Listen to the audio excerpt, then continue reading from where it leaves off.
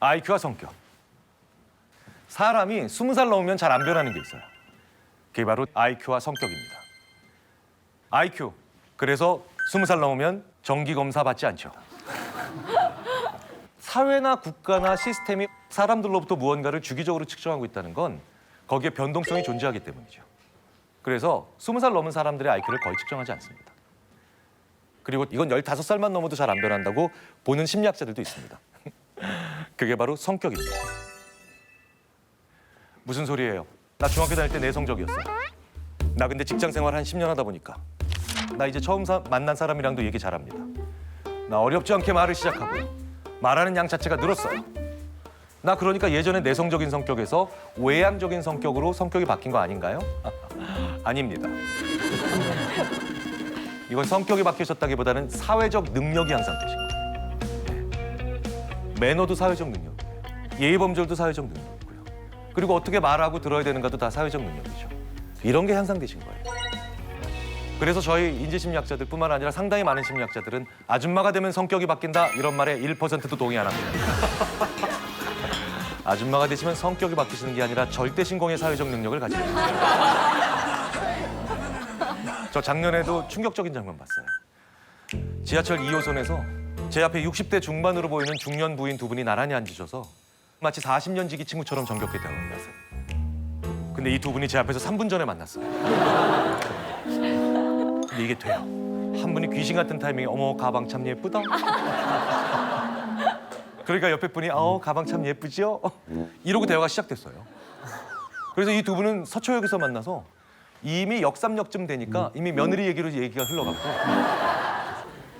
잠실역쯤 가니까 이제 북핵 문제를 걱정하시고 성수역쯤 가니까 거기서 한 분 내리시면서 깨끗하게 헤어져요. 이건 인간이 60대 이전에 절대 못 가지는 능력입니다. 그래서 꽤 많은 심리학자들이 IQ와 성격 이걸 기질이라고 부릅니다.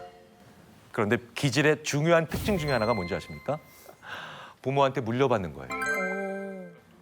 물려받는다는 건 뭡니까? 나도 배우자를 만나서 자녀를 낳으면 물려준다는 거죠. 그런데 전국의 수많은 부모들이 자기 자녀에게 가지고 있는 가장 큰 불만이 뭐예요? 넌 머리가 왜 이래? 넌 승질이 왜 이래? 말도 안 되는 얘기죠. 가해자가 왜 화를 내? 더 웃긴 건 피해자예요. 피해자가 이러고 있어요. 죄송합니다. 이 두 가지는 그렇기 때문에 사람의 미래를 예측하는 능력이 의외로 떨어집니다. 왜? 사람의 미래가 계속 변하잖아요. 근데 변하지 않는 고정값이 사람의 미래를 예측하기 어렵거든요. 그래서 우리가 가지고 있는 수많은 이런 상황적 요인들의 힘을 빌려야지 나의 IQ와 나의 성격 이걸로 모든 것들이 다 해결된다라고 하는 거 이게 바로 우리가 거꾸로 하고 있는 가장 대표적인 거죠. 우리 이렇게 얘기하잖아요. 성격이 안 맞아요. 저 친구는 성격이 이상해요. 그럼 벌써 사회로부터 도태당했겠죠.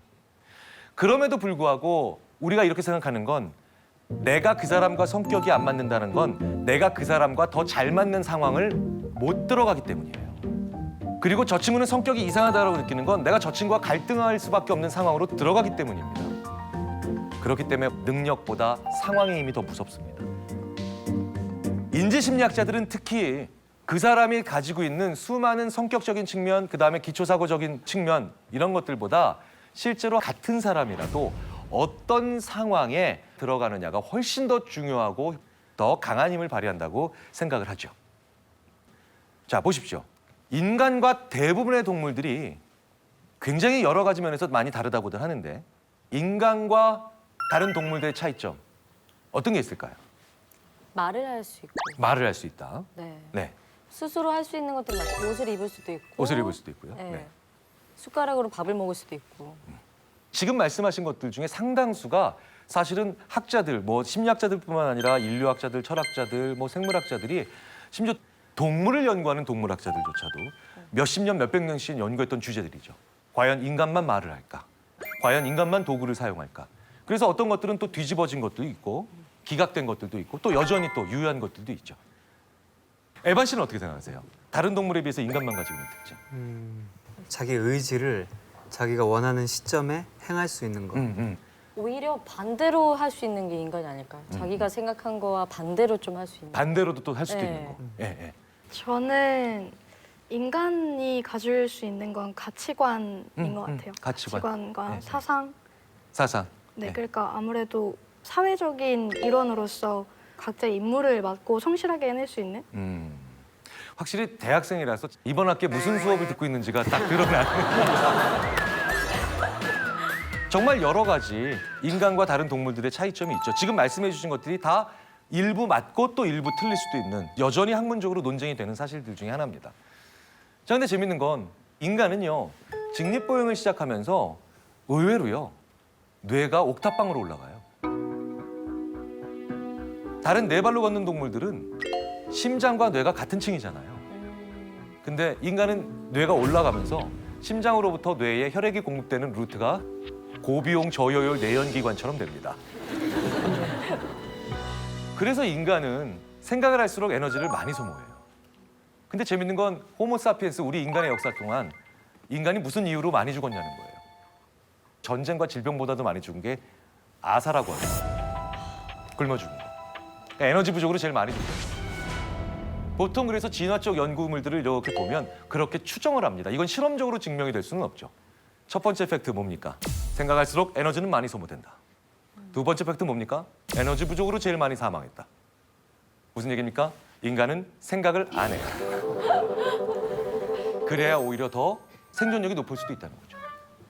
그래서 우리 인간의 뇌는 여전히 원시 수렵 상태에 있는 뇌라는 표현을 많이 합니다. 여전히 땅에 떨어진 거 주워 먹는 걸 좋아하는 뇌고 속된 별로 멍 때리는 거 좋아하는 뇌예요. 그래서 인간은요. 욕구가 있을 때만 생각을 한다는 표현을 많이 해요. 욕구가 없으면 생각을 잘 안 합니다. 자, 그러니 아이들이 멍 때리고 있을 때 어떻게 얘기하셔야 돼요? 너 오래 살겠구나. 인간은 그래서 에너지를 줄이기 위해서 엄청나게 많은 의외의 단서들을 지난 수만 년 동안 만들어놨다고 합니다. 생각을 많이 쓰지 않기 위해서. 그래서 이렇게 얘기하는 사람들도 있죠. 학자들도.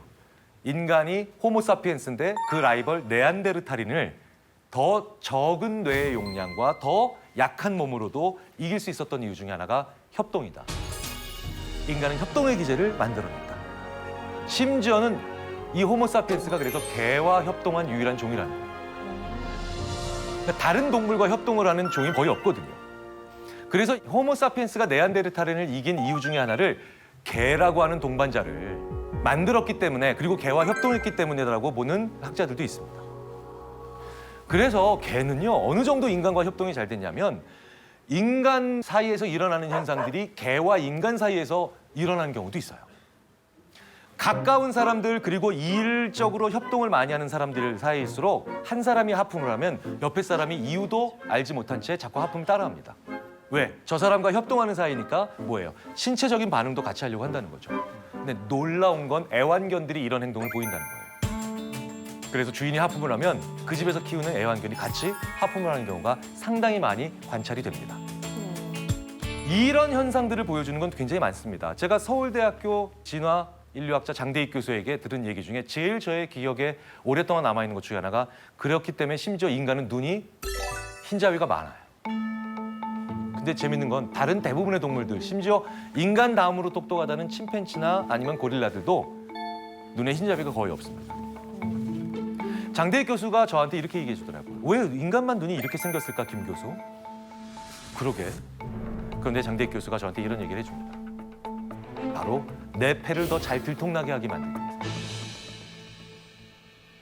그러니까 내 폐가 잘 보인다, 내 의도가 쉽게 들통난다는 건 상대방이 나와 같은 생각을 하기 쉽게 만들기 위해서 눈을 이렇게 진화시켰다는 것이 관련 분야 연구자들의 가설이라는 거예요. 수만 년 동안 눈을 이렇게 변화시켰다는 거죠. 자, 이 가설이 맞든 틀리든 간에 인간은 이런 협동의 기제, 오히려 내 의도를 잘 전달시키고 심지어는 들통나게 만드는 이런 기제를 가짐으로 인해서 이게 약점이 아니고 강점이라는 겁니다. 그런데 이게 인간인데 굳이 이렇게 잘 드러나게 만들어놨는데 이걸 오히려 가려가지고 자기 눈을 안 보여주는 사람들을 우리가 뭐라 그래요? 독재자라고 부르죠. 눈을 굳이 이렇게 만들어놨는데 이걸 오히려 안 보여주는 이 독재자들이 대부분 결과가 좋지를 못하죠.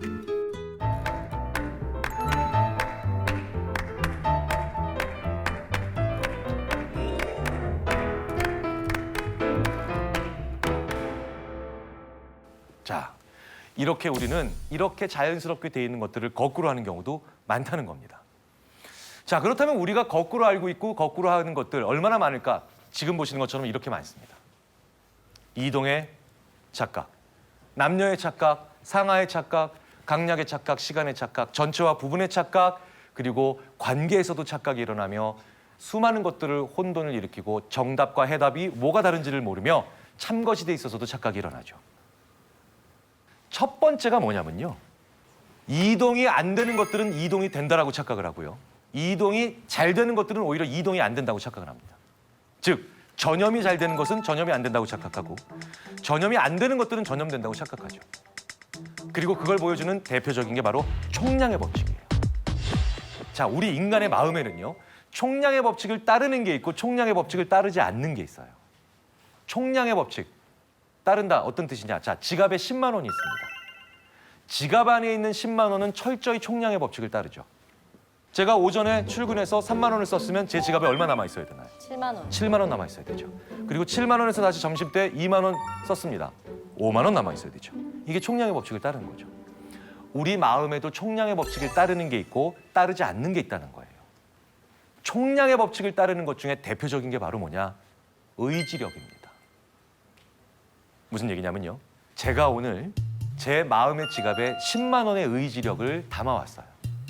아침에 연구실에 출근을 했는데 제 대학원생 한 사람이 연구 계획서를 50페이지를 작성해 왔는데 그야말로 엉망진창으로 써왔습니다. 그러면 제가 이 대학원생한테 이씨 진짜 이거밖에 못 쓰겠어라고 화를 쫙 내려고 하는 순간 제가 어제 한 말이 기억납니다. 대학원생들 앞에서 세상에서 제일 무능한 교수가 대학원생한테 화내는 교수다. 이 친구도 어제 그 얘기를 들었어요. 그럼 제가 어떻게 됩니까? 참아야죠. 전 의지력이 필요합니다. 참아야 됩니다. 그래서 제가 헉 이러면서 괜찮아, 다 틀리면서 성장하는 거야 라고는 영혼이 조금 더 담겨져 있지 않은 그런 한마디를 하고 이 친구를 돌려보내고 제가 3만 원의 의지력을 씁니다. 그럼 저는 마음의 의지력이 얼마 남았을까요? 7만 원 남았습니다. 7만 원 남았는데 다른 과 교수 한 분이 저한테 오더니 저랑 비슷한 동년배 교수인데 저한테 이렇게 얘기합니다. 어우 교수님 지난번에 프로젝트 신청하셨다는데 똑 떨어지셨다면서요. 제가 아 하고 화가 나는데 동료 교수와 그렇게 언쟁을 벌이면 안 되죠. 제가 참았어요. 이미 저는 4만 원을 쓴 거예요. 자, 이제 저는 3만 원이 남았죠. 이제 오후 3시쯤 전화가 옵니다. 저희 첫째 딸 시원이에요. 아빠, 이번에도 25점이에요. 그래서 제가 더 이상 참을 수 없어. 하고 올라오는데 아시죠? 내일 제 생일인 거. 자, 이러면 저는 마음의 지갑에 있는 의지력이 다 날아간 거죠. 그러면 저는 이미 3일 전부터 금연하고 있었던 담배가 제 손에 물려 있습니다. 왜? 이제 더 이상 금연할 만한 의지력이 남아있지 않기 때문에. 그래서 심리학자들은 나쁜 습관은 의지력이 바닥난 상태. 이때 나온다는 거죠. 그래서 습관이 무서운 거예요. 어떤 습관, 나쁜 거 가지고 계세요? 야식하는 습관. 잠깐만요. 아 진짜 안 좋은 그런 몸매를 습관. 가지고 계시면서 야식하는 습관 때문에 나쁜 습관이라고 이게 얘기하시면 그러니까 이 나쁜 습관을 개선을 하려고 네. 제 나름대로 세운 거는 총량이 정해져 있잖아요. 네, 내가 네, 몸에 네. 받는 양이. 그렇기 때문에 야식은 꼭 먹고 싶고 이러다 보니까 야식을 먹기 위해서 저녁을 억지로 막 굶어요. 끼니를. 그게 나쁜 습관인 것 같아요. 몸에 안 좋은 습관. 몸에 안 좋은 네. 습관. 네. 또 먹는 거는 허기가 지면 잠을 못 자서 항상 자기 전에 무언가를 먹거나 아니면 잠깐 깼을 때 뭘 먹어야 돼서 옆에다가 먹을 것들을 놔둬요. 빵이라든가 이런 것들을 항상 이렇게 손에서 바로 이렇게 제가 집어서 먹을 수 있게. 보통 그 정도면 병실 아니에요? 입원실에 이렇게. 같은 습관을 가지고 있는데 어떻게 이렇게 다르죠, 몸매가? 자, 그 외에도 나쁜 습관 참 많죠. 이것도 물어뜯으시는 분들. 손톱 물어뜯으시는 손톱. 분들. 그렇죠? 그리고 심지어 독일의 유명 축구 감독은 경기장에서 긴장만 하면 코를 후벼가지고 그래서 맨날 픽 던지고 말고 죄송합니다만. 예. 자, 근데 이 모든 습관들이 언제 나오겠어요? 내가 지쳐있을 때 나오는 거예요. 사람이 지쳐있을 때는 자기가 자동화된 행동을 어디서 중간에 끊을 수 있는 힘이 안 나옵니다. 그래서 좋은 습관을 길러셔야 돼요. 왜냐? 대표적으로 나쁜 습관이 뭔가요? 욕하는 거죠. 18 뭐 이런 거 입에 달고 다니시는 분들 계시잖아요. 그분들한테 너 그렇게 욕하지 마. 너 그렇게 나쁜 말 쓰면 안 돼. 너 나중에 정말 중요할 때 굉장히 곤란한 일 겪을 거야. 그럼 그 사람들이 이럽니다. 야, 무슨 소리야? 나 그런 거 그때는 안 해. 내가 분위기 파악 못하는 사람이 아니란 말이야. 점잖은 순간, 예의를 차려야 되는 순간, 중요한 순간이 뭡니까? 그 전에 내가 에너지를 많이 쓴다는 얘기죠. 그래서 오히려 거기에서 최악까지는 아니라도 내가 하지 않아야 된다는 생각을 하는 것들을 제어를 못한다는 거예요. 제가 대학교 면접을 보면요. 정말 많은 학생들이, 무시할 수 없는 수의 학생들이 수시 면접 얼마나 중요한 순간입니까? 수시 면접이 끝나고 나가면서 학생들이 불을 끄고 나가요. 불을 끄고 나가요. 그래서 교수 세 분을 암흑 속에 빠뜨리고 나가죠. 사실 이런 경우 많으시죠? 제가 아는 어떤 사람은 욕을 잘하는 친구였거든요. 아이고. 상견례하는 날 굉장히 어려운 자리죠. 특히나 이 친구는 결혼을 자기 쪽에서는 좀 원했지만 신부가 될 사람 쪽 부모님이 별로 이렇게 달가워하지 않으시는 걸 그 친구도 알고 있었죠. 그래서 정말 초긴장 상태에서 들어갔죠. 그런데 열심히 한 10분 동안은 자제를 잘하고 있었는데 어느 순간 서빙을 보시는 분이 뜨거운 물을 실수로 허벅지에 쏟았어요. 아이고. 그래서 아 뜨거! 하는 순간이 오면서 이 친구가 이랬어요. 그 결혼을 결국은 성사가 되지 않았던 결혼으로 만들었죠. 그 친구는 그래서 그 상견례가 엉망이 되고 난 다음에 그날 저녁 술을 마시면서 200번의 그 18이란 얘기를 저한테 하더라고요. 자, 그러니까 뭐예요? 이렇게 좋은 습관을 가지는 건 정말 중요한 거고 나쁜 습관을 만들면 우리는 언제든 내가 지쳐있을 때 나의 나쁜 습관으로 인해서 곤경에 빠질 수가 있죠. 그러니까 역으로 치자면 뭐예요? 그 사람의 진짜 모습을 볼 수 있을 때가 그 사람이 지쳐있을 때입니다. 혹은 그 사람이 지쳐있지 않더라도 정신없을 때죠. 왜? 그때 습관이 나오니까. 그래서 영국 왕자 해리를 사람들이 좋아해요. 오.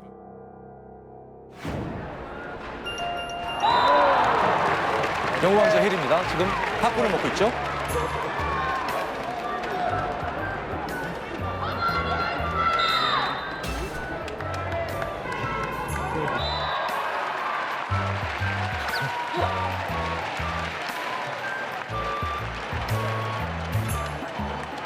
그리고 정신없는 순간이에요, 지금. 네.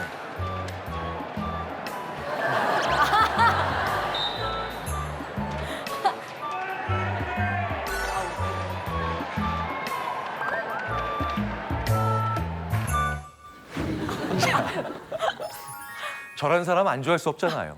그렇죠? 정신없는 농구 경기장에서 정신없이 지금 사람들이랑 옆에 사람 대화하고 있는데 저 때 아이가 팝콘 자기 거를 집어먹었을 때 순간적으로 돌발적으로 오히려 공격성을 보여서 화를 내면서 자기 자신을 가십거리에 일면에 도배시키는 사람들, 힘 있는 사람들 많지 않습니까?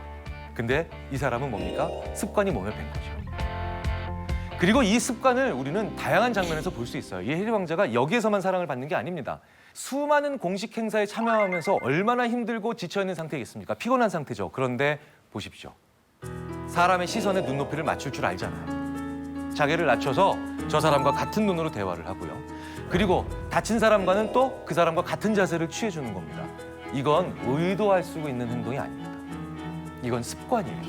특히 언제 나옵니까? 내가 지쳐있을 때, 내가 피곤할 때, 내가 정신이 없을 때. 자, 그러면 총량의 법칙을 따르는 게 의지잖아요. 안 따르는 게 또 있어요. 그러니까 써도 마르지 않는 샘인 것 같은 게 있습니다. 그게 바로 뭐냐? 기분이에요. 기분은요, 정말 쉽게 전염이 됩니다. 재밌는 연구 한번 말씀드려 볼게요. 그리고 이런 연구는 로맨틱한 나라에서만 가능한 실험이에요. 대표적인 나라가 프랑스죠. 그 라이벌 이탈리아. 이 두 나라에서만 가능한 실험인데요. 프랑스 심리학자들이 최근에 이런 재밌는 연구들을 했었습니다. 5월의 햇빛이 따뜻한 광장에 평균적인 외모, 그러니까 최정원 씨나 에반 씨나 김상중 씨 같은 외모가 아니라 저 같은 평범한 외모의 남자를 광장에 투입합니다. 그럼 그 광장에 여러 명의 그런 젊은 여성들이 지나다니겠죠. 자, 이 남성이 가서 이 여성들에게 호감을 약간씩 표시하면서 전화번호를 물어보는 거예요. 대략 35%가 전화번호를 알려줘요.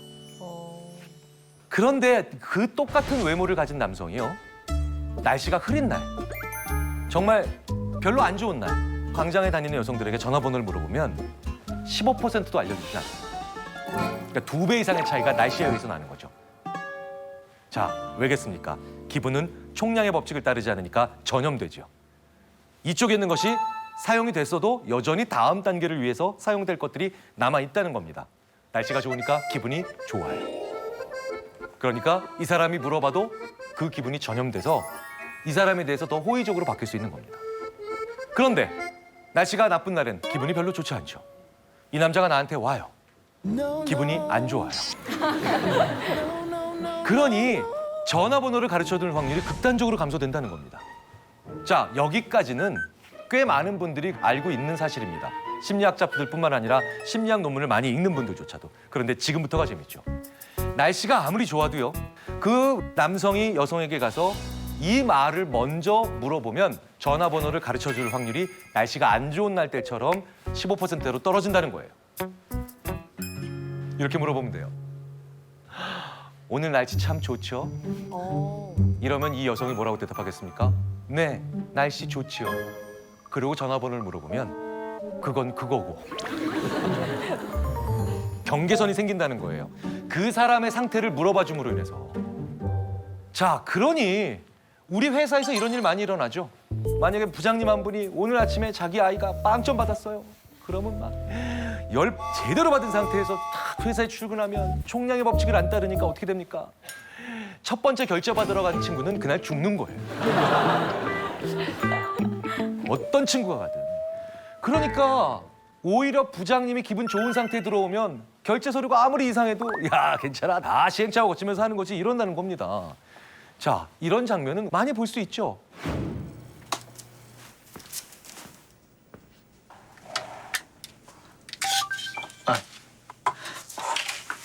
부장님.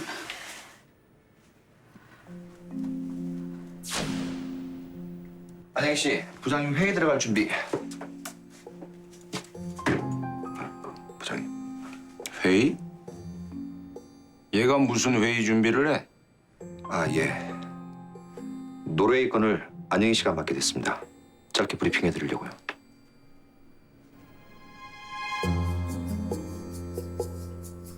하지 말까요? 나중에 네가 따로 보고해.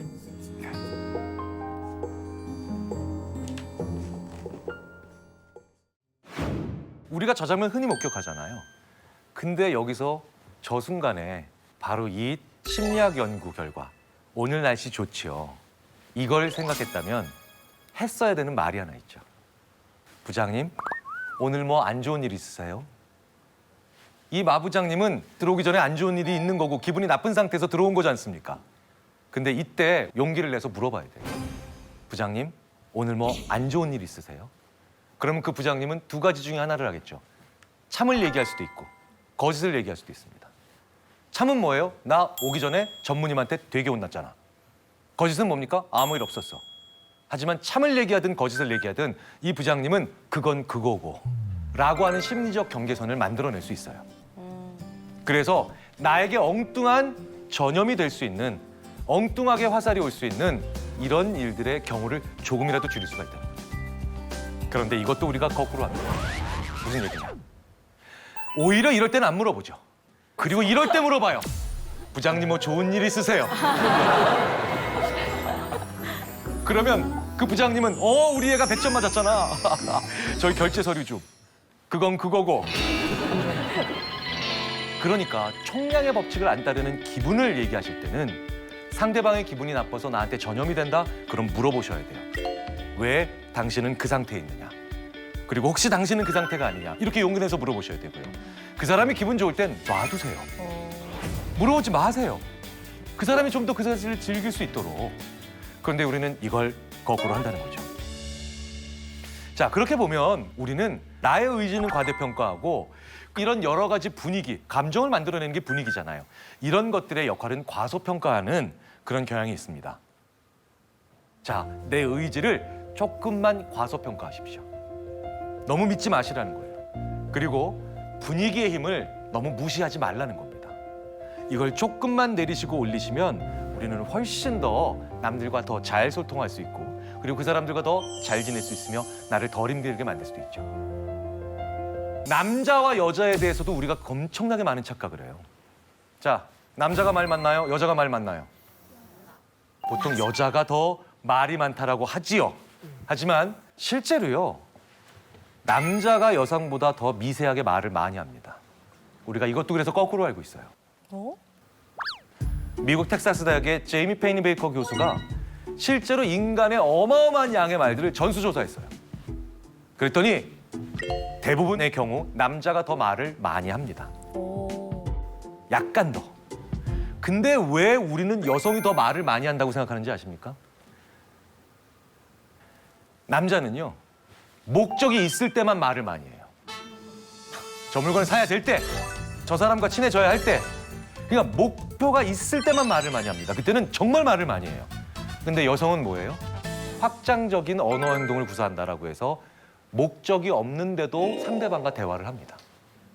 그래서 남자 입장에서 보면은 왜 불필요할 때 얘기를 하는 거야?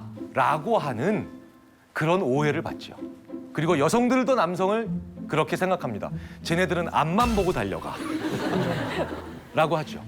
그런데 실제로 말의 총량을 보면 남성이 여성보다 조금 더 말을 많이 하는 걸로 나옵니다. 자, 그런데 우리는 이렇게 착각하기 쉽죠. 목표가 있을 때만 얘기하는 게 좋은 거 아니야? 이게 더 효율적인 거 아니야? 그런데 인간이 이렇게 단순하게 설계되어 있지 않다라는 거예요. 목적이 없는데도 대화를 할 수 있는 사람들은 목적이 있을 때만 얘기하는 사람과 분명히 다른 친밀감을 가집니다. 안 친한 사람한테 전화해서 뭐 빌리거나 부탁할 때 어떻게 하세요? 그 용건을 바로 얘기 못 하시잖아요. 그러니까 어떻게 합니까? 애는 잘 커? 요즘 어떻게 잘 지내? 하시는 일은 잘 되고? 이렇게 영혼이 조금도 담겨져 있지 않은 안부를 묻고 용건을 얘기하시죠. 이게 바로 안 친한 사이의 특징이에요. 용건과 안부를 패키지로 묶어서 한다는 거예요. 그럼 가까운 사이의 특징은 뭡니까? 진짜 가까운 사이? 두 개를 묶지 않아요. 용건이 있을 때 용건만 얘기합니다. 제가 진짜 친한 친구한테 뭐 빌려달라 그럴 때 영범아, 그거 좀 빌려줘. 알았어. 아니면 또 없으면 없는데 이게 정상적인 대화지. 진짜 친한 친구한테 전화해서 뭐 빌려달라 그럴 때 영범아 잘 지내? 애는 잘 크고? 그러면 이 친구가 저한테 그러죠. 너 왜 그래? 이상한 녀석이네 이러겠죠. 더 중요한 특징 뭡니까? 가까운 사람의 특징. 용건이 없어도 말을 하죠. 바로 여성적인 대화를 한다는 거예요. 우리가 일반적으로 얘기하는. 그러니까 반대로 그래서 우리는 용건이 없는데도 말을 걸어주는 사람들을 좋아하게 돼 있어요. 그러니까 누가 더 친구가 많습니까? 남성이 여성이. 여성이 더 친구가 많을 수밖에 없어요. 왜? 남성들 입장에서 보면 비효율적인 대화를 하는 것 같지만 실제로 나에게 더 우호적인 사람들을 더 많이 만들 수 있는 훨씬 더 생존력이 강한 생태계를 그리고 있다는 겁니다. 남자들도 그렇기 때문에 용건이나 용무가 없는데도 안부를 묻고 말을 걸어주는 사람들은 친구가 많고 자기를 도울 수 있는 사람이 많습니다. 자, 사이코패스 때문에 더 힘드실 것 같아요. 앞으로 남은 생이. 네. 소시오패스 때문에 더 힘드실 것 같아요. 소시오패스가 소시오패스. 요즘 뭐 많이 네, 나오니까. 네, 네. 우리나라에서 사이코패스 제일 많이 보신 분이 우리나라에서 사이코패스 제일 많이 보신 분이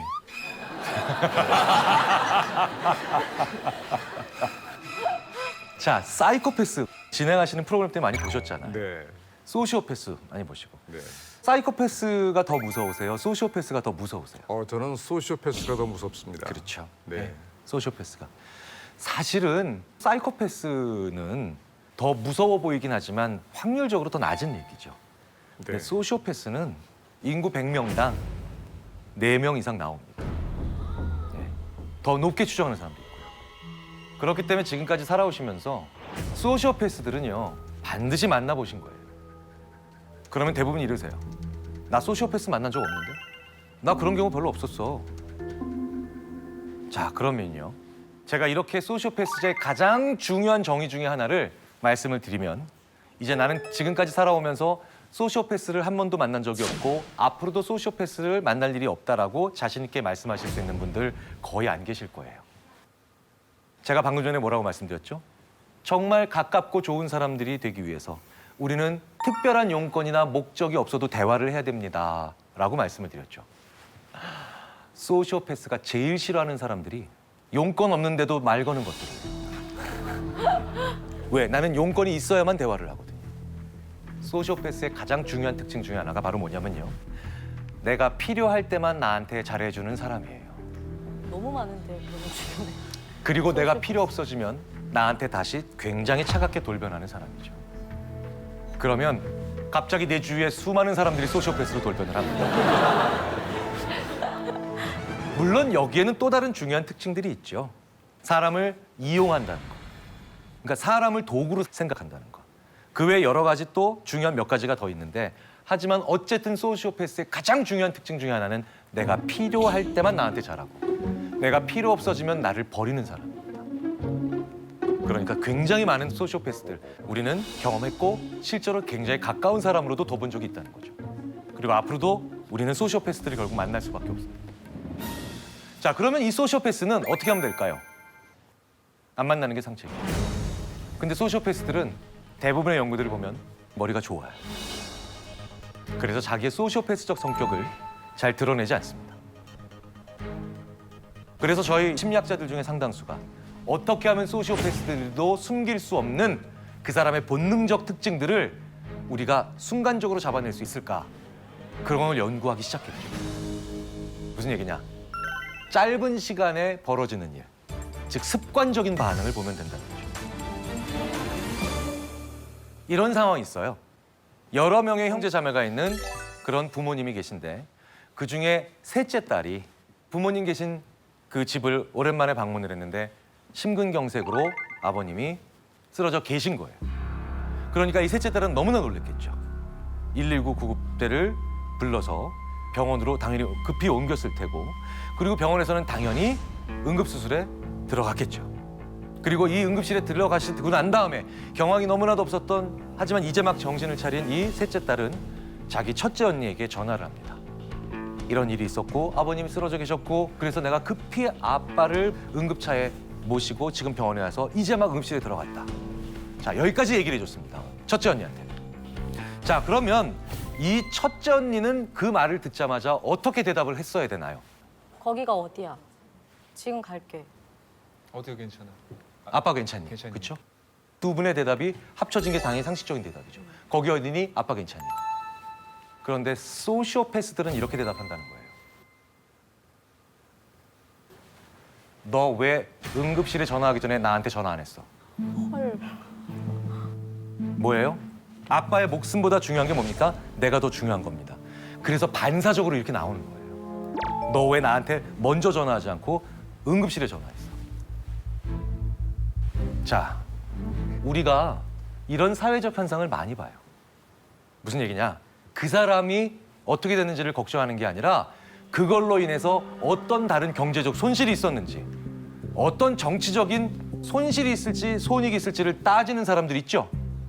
심지어 우리는 국가적으로 다들 아파하는데도 그 손익을 따질 수 있는 사람들을 봅니다. 그런 사람들을 멀리 하셔야 돼요. 그런 사람들이 소시오패스적 성향이 강합니다. 심지어 사람의 목숨을 가지고도 돈으로 환산하는 사람들 가장 경계하셔야 될 소시오패스고요. 그리고 이 사람들은 결국 언젠가 내가 용도가 다했을 때 그리고 내가 더 이상 필요로 하지 않을 정도로 힘이 약해졌을 때 나에게 이런 행동을 보일 사람들입니다. 멀리 하셔야 된다는 거죠. 그러니까 이런 소시오패스적 사람들은 절대로 뽑으면 안 되는데 이걸 굳이 오히려 나서서 뽑으려고 하는 분들이 계세요. 바로 그게 압박 면접하시는 회사예요.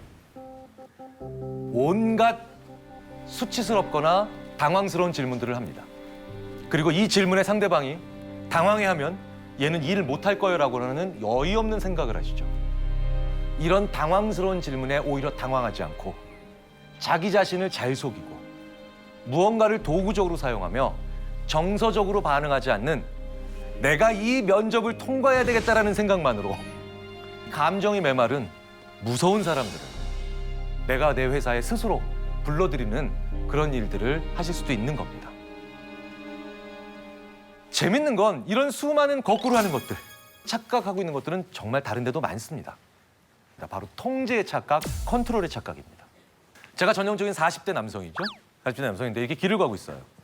프랑스 파리에서 길을 걷고 있는 전형적인 프랑스 남자인데요. 그런데 저한테 한 20대 초반 정도로 보이는 어떤 아가씨가 약간은 다급한 얼굴로 저한테 와서 아저씨 저 좀 도와주세요. 저쪽에 좀 불량스러워 보이는 세 사람이 내 휴대전화를 잠깐 보자고 했는데 장난치면서 안 돌려줍니다. 가서 젊은 친구들한테 좀 그러지 말라고 얘기 좀 해주세요. 이게 아주 위험한 상황은 아닌 것 같지만 저 친구들이 좀 쉬운 말로 이런 거죠. 껄렁껄렁대는 친구라서 그를 지나가는 자기 또래의 여자인 나에게 좀 지금 이 상황에서 약간 무례한 행동을 합니다. 요 정도의 톤이에요. 이런 식으로 얘기해주면서 도와달라고 합니다. 자, 김상준 씨께서는 도와주시겠습니까? 도와줘야지. 그렇죠. 근데 그 상황이 한국이죠? 프랑스라는 게 중요합니다. 프랑스. 네. 아, 좀 생각을 해봐야겠네. 어쨌든 도와주겠다는 사람들도 있고 안 도와주겠다는 사람들도 있죠. 자, 이런 차이가 그런데 의외로 그 사람의 성품에 의해서만, 가치관에 의해서만 결정나는 게 아니라는 거예요. 중년 남성이 아까 자기를 좀 도와달라고 하는 그 여성을 만나기 직전에 또 다른 여성에게 이런 질문을 길거리에서 받습니다.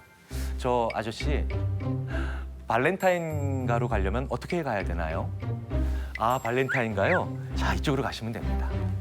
자, 그런데 또 다른 어떤 아저씨들은요, 그 도움을 달라고 하는 그 여성을 만나기 전에 이렇게 길을 물어봅니다. 저 아저씨, 그 마틴가로 가려면 어떻게 가야 되나요? 아, 마틴가요? 저렇게 가면 됩니다. 결과부터 먼저 말씀드릴게요. 발렌타인가로 가려면 어떻게 해야 되나요? 라는 질문을 받은 사람들이 더 많이 도와줍니다. 이후에 만난 약간 곤경에 처한 여성을. 그리고 마틴가가 어디예요? 라는 질문을 받아서 설명해 준 아저씨들은 도와주는 확률이 상당히 줄어들더라는 거예요.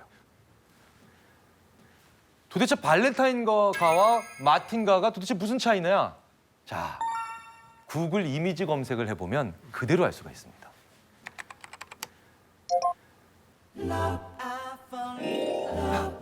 이 세상의 모든 로맨스를 상징하는, 그렇죠? 그러니까 뭐예요? 발렌타인이란 말을 듣자마자 그 얘기를 입에 담고 얘기하는 것만으로도 사람들은 뭔가 로맨스에 관련된, 이성과 관련된 조금 더 낭만적으로 변하더라는 겁니다. 자, 그런데 이 연구자들이 왜 마틴이란 거리를 물어보게 만들었느냐? 야, 저도 이미지 검색해보고 깜짝 놀랐습니다. 이런 모습이 나오더라고요. 아유, 그러니 훨씬 더 뭡니까? 그냥 배 나온 아저씨처럼 변한 겁니다. 조금 더 낭만적으로 변한, 그리고 조금 더 아저씨처럼 변한 이 모습에서 사람들의 도움 행동의 차이가 많이 난다는 거죠. 이 단순한 차이들이 벌써 선택에 큰, 혹은 행동에 큰 영향을 만들어낸다는 건 마찬가지로 뭡니까? 우리가 직전에 어떤 상황이 있느냐, 특히 자아와 관련해서 어떤 상황이 있었는가가 굉장히 중요합니다. 너한테 사진 찍어보라 그러고 너의 가족 사진을 찍어보내라 그럴 때 사람이 얼마나 바뀌는지 한번 보여드릴게요. 이 어쩌다 어른 프로그램 정민식 PD라고 있습니다. 이 정민식 PD한테 딸이, 굉장히 아끼는 딸이 있습니다. 그러니까 자기와 딸을 찍어서 보낸 거죠. 그러니까 우리가 돼서 보낸 겁니다. 자, 이렇게 보내요. 멀쩡하죠? 제가 5분 후에 정 PD, 당신 찍어서 보내봐. 그랬더니요, 이 어쩌다 어른 프로그램 정민식 PD라고 있습니다. 이 정민식 PD한테 딸이, 굉장히 아끼는 딸이 있습니다. 그러니까 자기와 딸을 찍어서 보낸 거죠. 그러니까 우리가 돼서 보낸 겁니다. 자, 이렇게 보내요. 멀쩡하죠? 제가 5분 후에 정 PD, 당신 찍어서 보내봐. 그랬더니요, 이렇게 돌변합니다.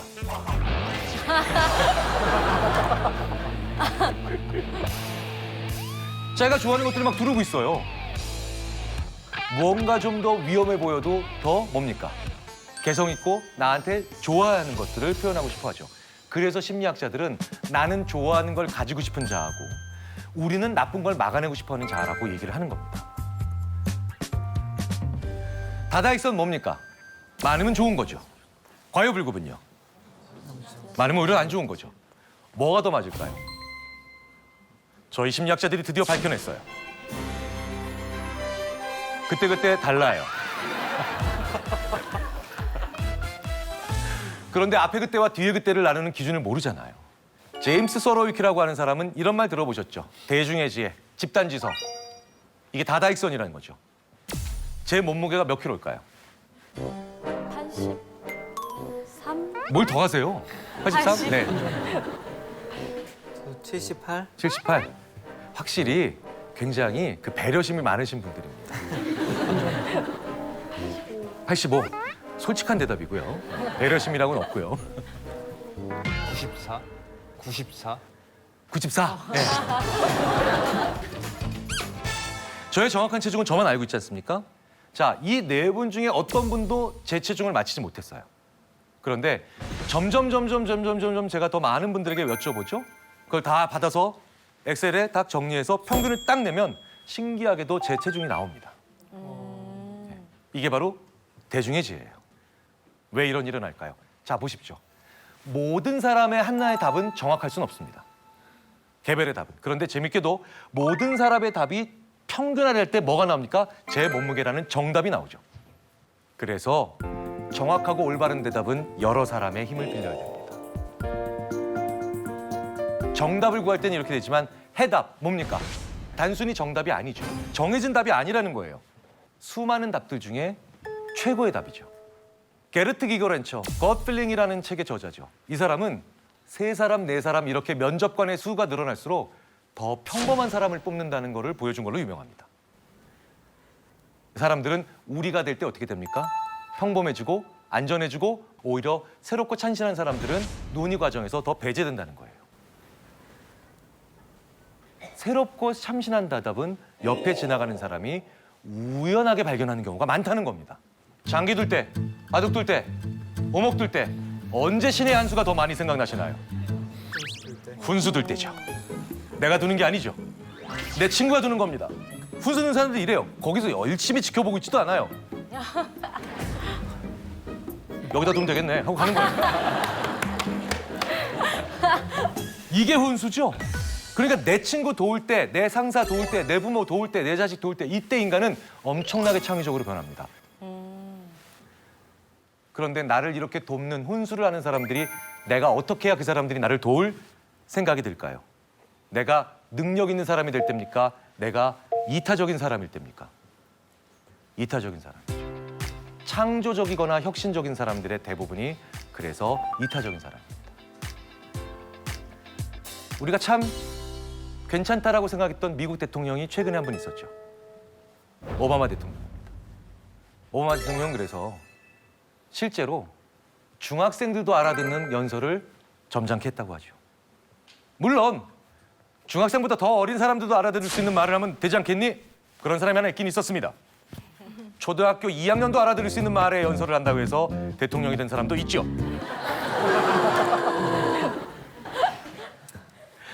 그런데 내 주위에 나와 그래도 수준이 비슷한 사람들한테만 알아들을 수 있는 말, 즉 대학생들만 알아들을 수 있는 그런 고급스러운 말을 했고 매번 과학과 수많은 철학적인 얘기를 했던 이 사람은 대통령이 되지 못했습니다. 나보다 어린 사람에게 도움받을 때, 나보다 아직 능력이 부족한 사람한테 무언가 조언을 구할 수 있고 그 사람들이 알아들을 수 있는 말을 할 때 인간은 제일 지혜로워집니다. 존경하는 사람은 필요합니다. 롤모델도 필요하죠. 그런데 그게 그 사람과 동일한 모습을 가져야 된다고 생각하는 건 우리의 큰 착각이라는 거예요. 그래서 우리는요, 마지막으로 중요한 착각 중에 하나가 바로 남 따라하는 착각이에요. 유사성의 오류라는 겁니다. 이건 영화에서 종종 자주 등장하는 소재이기도 합니다. 어떤 여자분이 자기가 너무 좋아하는 동성인 다른 여자 동창이 있는데 그 동창이 너무 좋아서 같은 옷을 입고 다녀요. 같은 헤어스타일을 하고 같은 매니큐어 색깔을 하게 됩니다. 내가 어떤 사람을 존경하고 그 사람을 닮아야 된다라는 착각을 너무 많이 한다는 거죠. 히로시마에 가면 무인 호텔이 하나 있어요. 헨나 호텔이라고 합니다. 저 무인 호텔에 가면 데스크에 프론트죠. 프론트에 3가지 로봇이 있다고 합니다. 첫 번째 로봇은요, 우리가 잘 알고 있는 그냥 로봇. 그 다음에 사람처럼 생긴 로봇. 이거 사람 아니에요. 사람이랑 굉장히 비슷하게 그 움직임도, 안면 움직임도 보여주는 그런 로봇입니다. 세 번째, 좀 엉뚱하죠? 공룡 로봇이에요. 공룡 로봇. 사람들이 체크인을 어떤 로봇에게 제일 많이 하는가를 본 거예요. 자, 상식적으로 가운데 있는 사람 로봇에게 제일 많이 체크인하러 갈 거라고 생각을 했습니다. 그런데 관찰해 본 결과 놀랍게도 체크인을 어떤 로봇에게 제일 많이 하는가를 본 거예요. 자, 상식적으로 가운데 있는 사람 로봇에게 제일 많이 체크인하러 갈 거라고 생각을 했습니다. 그런데 관찰해 본 결과 놀랍게도 공룡 로봇에 제일 많이 갑니다. 그리고 사람처럼 생긴 로봇한테는 거의 안 갑니다. 실제로 우리는요, 제일 비슷한 걸 가지고 제일 소름 끼쳐합니다. 인간과 제일 비슷한 게 뭔가요? 사실 시체예요. 그리고 좀비죠. 근데 우리는 제일 무서워합니다. 제일 내 옆에 두기 싫어하고. 우리는 어중간하게 상당히 비슷한 것들을 오히려 싫어한다는 거죠. 무슨 얘기입니까? 너무 비슷하게 살지 마십시오. 너무 다른 사람들 따라할 필요는 없다는 겁니다. 나는 나일 때 사랑받는다라는 생각을 가지지 않으면 우리는 영원히 남 따라하다가 시체 취급받고 좀비 취급받을 수도 있습니다. 마치 헨나 호텔의 가운데 있는 그 사람들이 가장 찾지 않는 그런 인공지능 로봇과 같은 취급을 받을 수도 있다는 거죠. 이 모든 착각들 중에요. 사실은 제일 큰 착각이 저희 인지심리학자들뿐만 아니라 수많은 심리학자들이 거꾸로 해왔구나 라고 하는 큰 반성을 만들어낸 연구들이 있죠. 만약에 예를 들어서 교통사고를 당해서 허리가 너무 아프다. 진통제 드시면 효과가 있잖아요. 그런데 이 진통제의 약효가 허리로 갈까요? 뇌로 갈까요? 네, 뇌로 갑니다. 허리는 아픈 거 모르죠. 우리 뇌의 대표적인 영역이 요 엔테리어 싱글레이트 콜텍스예요. 앞쪽이 아니라 옆쪽에 있는데 우리말로 바꾸면 되게 재밌어집니다. 전측 대상회예요. 무슨 가게 이름 같죠? 여기가 활동하면 우리는 아프다고 느끼는 겁니다. 그런데 인간한테는 이렇게 살점 떨어져 나거나 아니면 뼈가 부러지는 상처가 없는데도 너무너무 고통스러울 때가 있잖아요. 그게 사람 때문에 겪는 고통이죠. 그리고 대부분 이 둘은 이별 아니면 갈등입니다. 자, 이별과 갈등은 내 뼈와 살에 조금도 상처가 없잖아요. 그런데 저희 심리학자들뿐만 아니라 관련된 연구자들이 이별이나 갈등에서 사람 때문에 고통스러울 때에는 뇌에서 어디에서 그 반응을 처리를 하는지가 궁금해진 거예요. 저희들이 좀 놀랐어요. 의외로 같은 지점이에요. 그러니까 우리 뇌는 교통사고 당해서 허리가 너무 아픈 것과 사람과 이별이나 갈등에서 사람 때문에 고통스러운 거를 거의 구분을 안 하더라고요. 그런데 이렇게 사람 때문에 고통스러울 때 그런 진통제를 드시면 효과가 있느냐? 효과가 나와요. 제가 설마하니 이 자리에 계신 이 귀한 분들께 대버린 팔려고 이러는 거 아니에요. 그래서요, 내 주위에 누군가가 사람 때문에 고통스러워하고 있다면 그 사람 교통사고 당한 사람이에요. 피 흘리고 있는 사람이에요. 그러니까 그 사람한테 어떻게 해주셔야 돼요? 교통사고 당한 사람처럼 따뜻하게 배려해 주셔야 돼요. 잊지 마십시오. 그런데 이게 우리 인간이 거꾸로 하고 있는, 이때 오히려 더 나를 다그치는 가장 거꾸로 하고 있는 최악의 것들이라는 거를 저희들이 최근에 발견하고 이제 이 말씀도 드리고 있습니다. 이 자리에 계신 한 분 한 분도 사람이에요. 그러니까 내가 사람 때문에 고통받고 있다는 건 내가 피 흘리고 있다는 얘기예요. 내가 뼈가 부러져 있다는 얘기입니다. 왜 이때 나한테 모질게 하세요? 내가 사람 때문에 고통스러울 때 이때 나한테 정말 따뜻하게 하셔야 내가 낫습니다.